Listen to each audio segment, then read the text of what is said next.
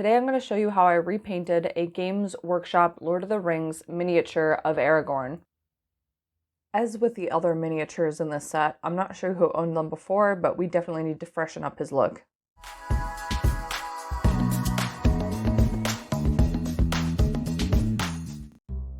So we're just going to plop him into some methylated spirits and see if we can get all of this excess paint off.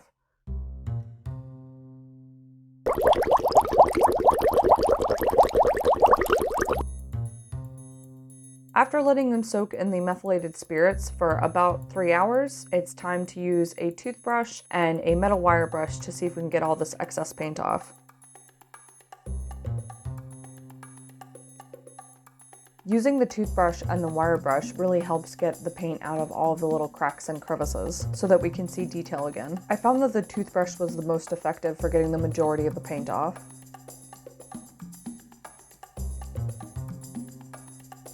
Once I feel I've gotten the majority of the paint off, I let them dry, and then I'm about to make some modifications to issues in the metal itself.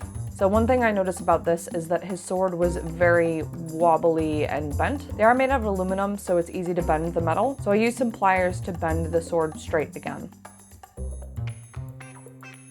Here you can see I've got my Vallejo acrylic paints. These are colors for models and miniatures, and it's the basic model color set.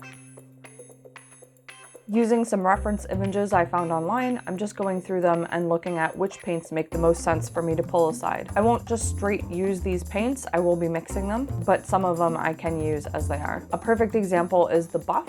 It's a very good flesh tone color paint for his face and hands if you're trying to paint a Caucasian character. And I'm using my small paintbrushes to begin blocking out the significant colors on the piece. When I'm painting miniatures, I always start with blocking out the base colors and then building up on other areas as I go. As with my Frodo miniature, I did 2 coats of my base coats and I sort of chunked out each area of the miniature. I did all of the skin, I did the hair, and then I did the outfit. And for the chain link areas, I did a black wash because I do want to keep it the silver metal and I'm comfortable with leaving it the aluminum underneath, but I want to sort of accentuate it a little bit more, so I just did the black wash instead.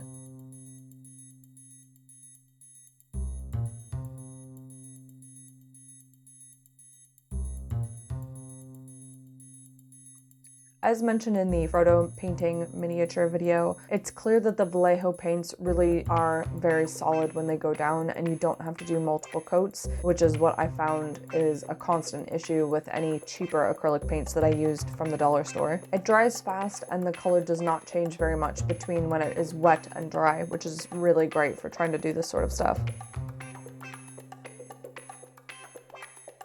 Here I'm trying to do his facial hair, so I've done a little bit of a watered down brown, but I'm putting a very small amount on the areas of his face where his beard is.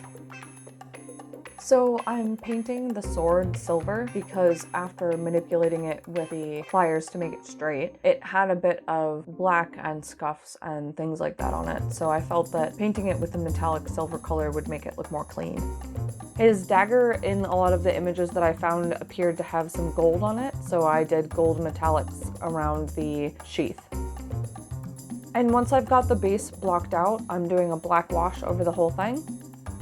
I decided that he didn't need a white wash. Sometimes I do this on pieces to try and accentuate where the light is coming from, but I chose with this particular piece to just do a heavy black wash and go over areas with a lighter color rather than white.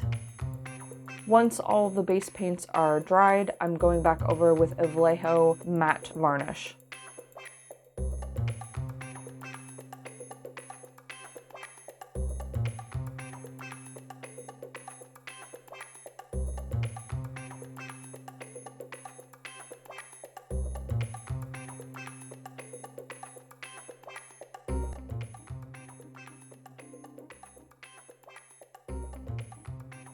And here he is all done with the rest of his crew.